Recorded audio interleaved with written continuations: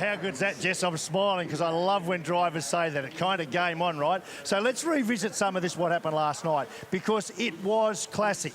Okay, so the race start. We got 200 Ks to go in a race. Off the start line, we see Waters gets a great start from pole, just beats Feeney in there, and away goes out in front. Right, so we get to the first pit stop under safety car, and then this happens. Waters comes in. The two Red Bulls are in, going to do a double stack. They hold Waters up in the double stack. He loses 3.3 seconds. So it starts there. Then we go further. We get to the second pit stop in the race. Then he's now behind Feeney, goes to follow Feeney into the pits and says, no, I'm going to stay out. Not sure if that was the best thing to do. Cost him a fair chunk of time because he ran around on old tyres. Feeney was on new tyres. And look at this, he lost another 6.7 seconds. Then when they did get to their pit stops, he was another couple of seconds slower than Feeney, so he's given away all this time. So by the time it all washed out, we got 17 laps to go.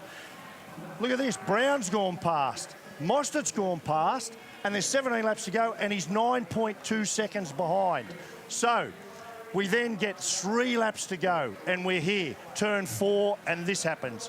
Waters drove incredibly well to catch up to Feeney. Got past Mostert and Brown, sticks it down the inside, turns him around, and straight away has the presence of mind to say, you know what, I can't do that, I'm going to redress. So he slows up, waiting for Feeney to gather up and come past him, and that's why he won't get a penalty.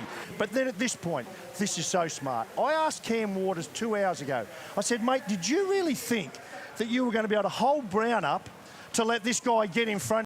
He said, yes, I did. So watch what happens next. Out he goes. I looked at his data and he was playing the game. He's holding Brown up, waiting for Feeney to get up there. Feeney's making ground. He's holding him up, driving as slow as he can, but as fast as he can. Little bit of contact. And how's this positioning? Worked out beautifully. Now all he needs to do is block Brown, which he does. Feeney slips up the inside. This is beautiful driving by all 3 drivers. Unbelievable. And look at this. He gets it done.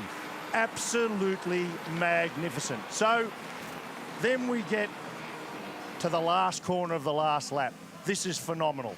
So around they come.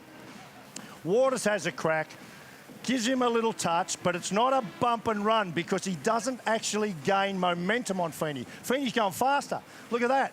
And he comes along. Now I want to show you the side draft. This is what it's all about. Right then, we all thought Feeney had won the race. I bet Feeney thought he'd won the race. Shane van Gisbergen and Waters, classic at the side draft. What is the side draft? Not what most people think it is. So the rear wing on a car makes downforce. When you're on a straight, you don't want downforce. And downforce doesn't happen for nothing. With downforce comes drag. It's like a parachute. So by Waters positioning himself there, air goes over the car, but the air here has nowhere to go other than into his wheel arch, not good, and up into his rear wing, forcing more air over his rear wing, which is more drag, and it puts the brakes effectively on Feeney's car. Watch this. He doesn't go faster, he makes him go slower. Here we go, positions his car beautifully, pulls Feeney back, pulls away from him so he can't do the same thing. Utterly brilliant. Beats him by 3/100ths to the line. And to show exactly what I'm talking about, to finish off, there is the data out of the car. So this is the speed trace as they come onto the straight.